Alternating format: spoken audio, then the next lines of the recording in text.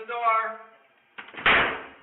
Police break into the apartment of Aleem Trammell, a schizophrenic, after a neighbor reported he'd been having a breakdown and earlier had been wandering outside his front door naked. Brandon, we just want to make sure you're okay.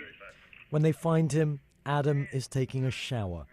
What happens next is caught on one of the police body cameras and is very distressing. Brandon. When Aleem doesn't respond to the commands shouted at him and splashes water at the police, he's given an electric shock. You're gonna get tased.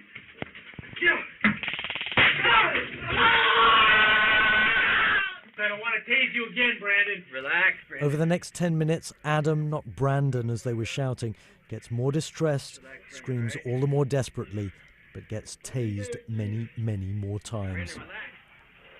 He's dragged out of his apartment and injected with a sedative, but moments later, Aleem stops breathing and dies. He's not breathing anymore. Okay. Where is the imminent danger? There was none. And to know that he suffered like that for no reason at all. He didn't deserve it at all. You done tased him 15 times. He's in a tub. There's no big threat like he was saying. Oh, no, we wait for backup. He's laying in a tub, dying. But even after seeing the same footage we have, the district attorney ruled that, in his words, there was no basis to conclusively link Mr. Trammell's death to the actions taken by the police officers. Well, I'm sure we're all left with so many questions after seeing something as shocking as that. And a little later, we'll hear how the police involved justified their actions. But as extreme as that seemed, it is a staggering proportion of the people killed by police in America each year who have a mental illness like Aleem, or a physical disability, or an intellectual one. 26-year-old Ethan Saylor, who had Down syndrome, idolized police officers. He'd even wanted to be one.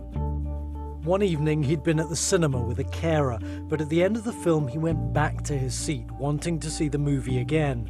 Hearing someone was inside the next screening without a ticket, 3 off-duty police officers went in. Ethan's mother takes up the story from evidence given in an investigation. At some point it becomes, you need to leave or you're going to be arrested. And Ethan still doesn't move. And so the officers put their arms under his arms to lift him up and to remove him from the theater. So somehow in those next seconds or minutes, Ethan ends up on the floor, face down, and is not breathing. Ethan was restrained, handcuffed, and had been crying out before he died. A week and a half to 2 weeks later, we were called to the sheriff's department. The autopsy report was back, and they told us that the medical examiner had ruled this a homicide and the death was caused by asphyxiation. And yeah, that was probably the most dramatic and traumatic moment in all of this, was realizing he had been killed. Sadly, the department whose officers were involved in Ethan's death has not engaged with Patti. They agreed a financial settlement with her, but never so much as apologized or admitted any wrongdoing. They refused all our interview requests. Already this year, right across the US, at least 130 people with a range of disabilities are confirmed to have been killed by police officers. These are just the ones we know about. In hundreds more cases, it was never determined whether the person killed had a disability at all. But what of the officers who have taken the life of someone with a disability? I was involved in this critical event where I had a subject who was armed with a knife outside of school, and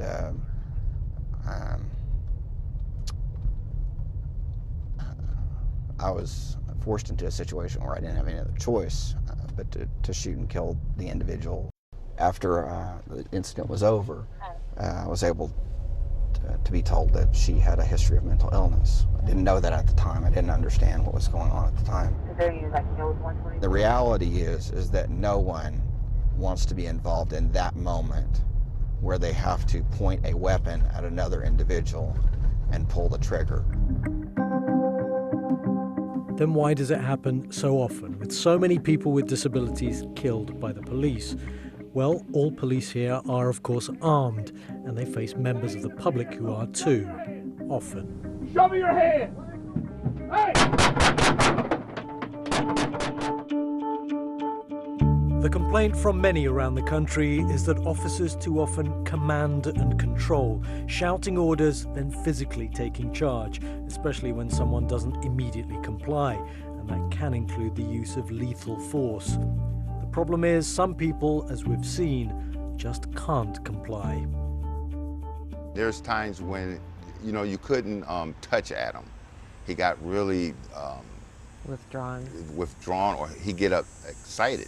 You know, I would listen to him, I'd bag off of him, and I would say, well, you know, okay, think about it. He had that understanding. It's just that if I went in there and just used my authority as a father, I'm your father, this, it just didn't work. After weeks of trying, we finally managed to speak, on the phone at least, to the district attorney who ruled Adam did not die as a result of the actions of the officers who tased him numerous times. They're not doing this because they wanted to harm Adam. It's the exact opposite, right? They're but it doing doesn't this look because, like that, does it? But it does, though. Their express intent any number of times is that they were there to help him, that they wanted to get him out of that They kept saying situation. that as they tased him. Right, because they had to get him under control so that they could get him to some medical attention. You're saying that it was not unreasonable that they tased him. That's correct, not based on their training. This ain't a big deal. But more and more, because of a mental health system widely thought to be failing, police are being forced into encounters that trained medical professionals should be handling. Put your hands behind your back. I'm sorry. And so many people go untreated because of a lack of access to health care. I guarantee I'll smoke you. I guarantee it. But if there is no option and police are to be the first to be called, how can things improve so no one gets harmed? 1 out of 122 will respond out there with Adam 70. Sergeant Nuna has had a considerable amount of training since the incident where he felt he was forced to kill a schizophrenic woman. But he still feels, as painful as it's all been, his fundamental police instincts would still kick in if the same thing happened again. I have to make sure I go home to my family at night. And so whether the person is mentally ill or not, they have a knife and they're pointing it at me and they're walking toward me and I'm telling them to drop the knife. Drop the knife. Stop. Just stop. My priority has to be my safety. But that still sounds like people who can't comply for whatever reason Right. could still get harmed almost before police can compute that there's a problem there, a mental health issue. Absolutely, they can.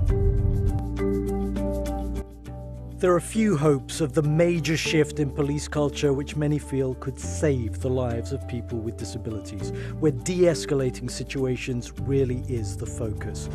With even fewer expectations that mental health provision will radically improve here, the grim numbers will continue to grow across this country.